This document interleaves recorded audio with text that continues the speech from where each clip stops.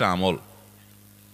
আপনি যদি শুধু দুরুদের এই আমলটাকে আঁকড়ে ধরেন, সবসময় আপনার মুখ দিয়ে দুরুদ বের হতে থাকে, পড়তে থাকেন,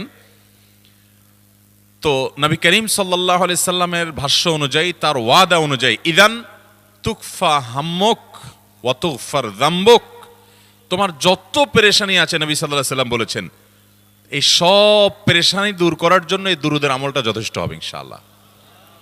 এবং গুনাহ মাফের জন্য এই দুরুদের আমলটা কি হবে? যথেষ্ট হবে। নবী করিম সাল্লাল্লাহু আলাইহি সাল্লাম বলেছেন, মান সাল্লা আলাইয়া মাররাতান সাল্লাল্লাহু আলাইহি আশরা, যে ব্যক্তি আমার প্রতি একবার দুরূদ পাঠ করবে, আল্লাহ রাব্বুল আলামিন তার প্রতি 10 বার রহমত নাজিল করবেন। কয়বার রহমত নাজিল করবেন?